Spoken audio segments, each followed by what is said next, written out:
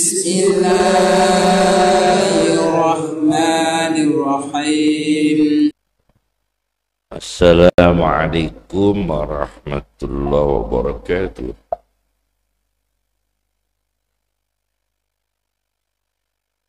Bismillahirrahmanirrahim. Alhamdulillah. Salatan wassalaman ala Muhammad ibn Abdillah Rasulillah wa ala man sahibah wa tabi'a hudah ma ba'd.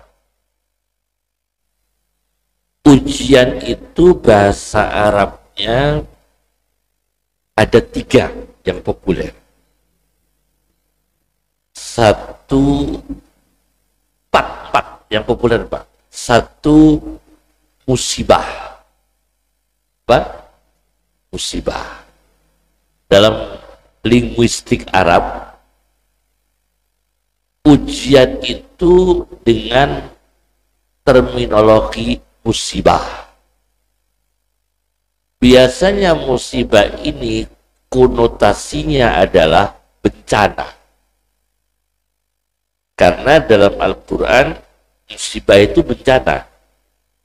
Ketika Allah mengatakan walanabluwannakum syai'im minal khawfi, ketakutan, sampai kemudian pengurangan rezeki, pengurangan hasil tanaman, hilangnya jiwa dan sebagainya, ya, itu musibah.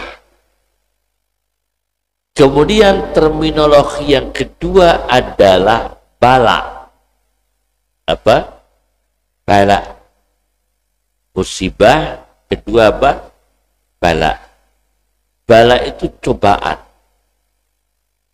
Cuma bala ini bedanya, kalau dalam bahasa Arab ada bala nikmat, ada bala musibah. Bala nikmat, bala musibah. Contoh, orang itu bala musibah. Contoh, mohon maaf, bencana alam itu bala musibah. Ada bala nikmat, kelihatannya bala tapi nikmat. Misalnya di orang yang terpaksa diamputasi karena diabetes, itu kan kelihatan bala. Tapi untuk menyelamatkan jiwanya, dia diamputasi karena dia diabetes.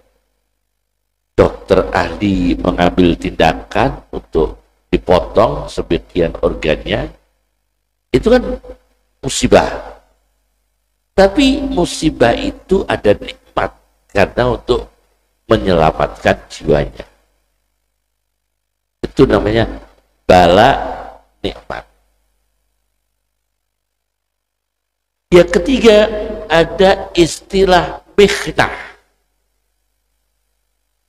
Mihnah itu ujian yang tidak bentuk musibah, tidak bentuk nikmat biasanya, tapi ujian ini tes. Maka lahirlah kata-kata imtihan, seperti ujian semester, ujian mahasiswa, itu bahasa Arabnya imtihan. Dari kata mihnah, itu juga ujian. Mahasiswa, ujian semester, ujian doktor, ujian apa, nah itu namanya ujian-ujian. Itu dalam bahasa Arabnya itu imtihan. Kalau doktoral biasanya munakosah, ada kan ya, munakosah, ujian terbuka. Ada apa? Munakosah, ujian terbuka. Itu namanya mihnah, ujian. Tapi tidak langsung bentuk musibah besar, ya belum tentu nikmat karena belum tentu lolos. Ya belum tentu musibah, tapi itu ujian seperti itu namanya mihnah. Nah, berarti ujian yang mihnah itu adalah suatu ujian yang ada sesuatu yang diinginkan untuk tercapai. Itu mihnah. Nah, ngapunten, jangan tersinggung ibu-ibu ya. Dalam kitab Ihya-nya Imam Ghazali, ujian orang jadi wali itu kalau kuat dimarahi istrinya. Aneh tidak itu? Maka banyak ulama yang kuat dimarahi istrinya. Itu rata-rata sukses menjadi ulama besar dan menjadi wali besar. Pendiri Thariqah Rifaiyah, Syekh Ahmad Ar-Rifai, Qadhi'iyah, tokoh linguistik dunia, Sibawayh, Nabi Yunus, Nabi Nuh, Nabi Lut, itu kan ujiannya istri semua. Tapi dia sukses menjadi ulul azmi. Ini ulama sukses dimarahi istrinya. Jadi kemarahan istrinya kepada dia itu tidak dipandang suatu kejahatan, tapi menguji mentalnya dia supaya menjadi orang besar. Umar bin Khattab itu Masya Allah orang yang luar biasa ditakuti dunia, tapi kalau di rumah sering dimarahi istrinya. Jadi dengan kepingin kados Umar bin Khattab ya monggo ya, kalau kepingin jadi Umar bin Khattab ya siap dimarahi apa? Istrinya. Jadi Umar bin Khattab. Nah ini namanya apa ya? Mihnah. Yang keempat fitnah. Nah, ini ya. Musibah, bala, mihnah, fitnah. Fitnah ini adalah kalau bahasa Indonesia, fitnah lebih berhubungan pada adu domba, kemudian gosip dan sebagainya. Hubungan kata fitnah kalau dalam bahasa Indonesia. Tapi kalau dalam bahasa Arab bukan begitu. Fitnah adalah ujian baik dan buruk, itu ada fitnahnya semua. Baik dan buruk ada fitnah. Nah, contoh begini. Ada orang, Masya Allah ya, di Mesir itu ada anak pinter sekali. Anak kecil pinter, cerdas.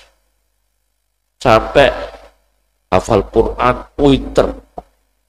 Sampai dapat penghargaan presiden pas upacara kenegaraan.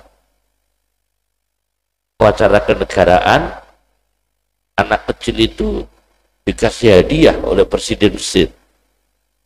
Bangga, Pak. Nah ini bangga, bahaya ini. Ini ujian bahaya, Pak. Paling bahaya.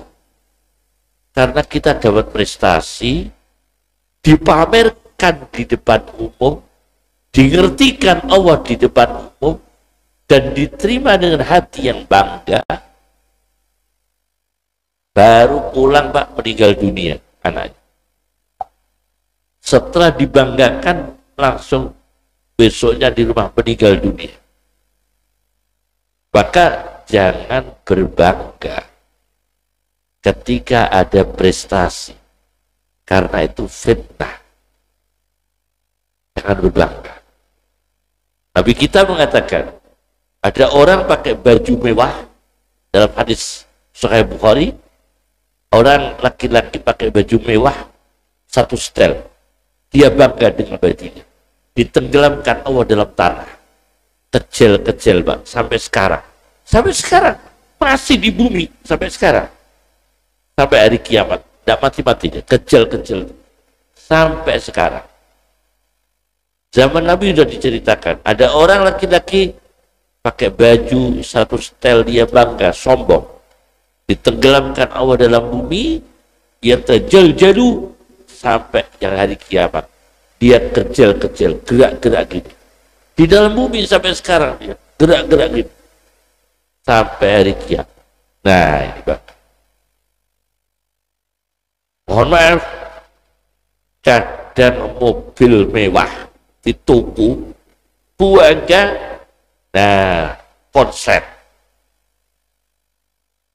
Tapi mobil yang sederhana, awet tidak karuan. Nah, ngerti? Banyak mobil sederhana apa? Awet bertahun-tahun, ya pokoknya sederhana tapi awet. Mewah, rusak-rusak terus bolak-balik ke atas. Memang di balik itu ada ujian. Cukup ya? Cukup dari saya. Assalamualaikum warahmatullahi wabarakatuh.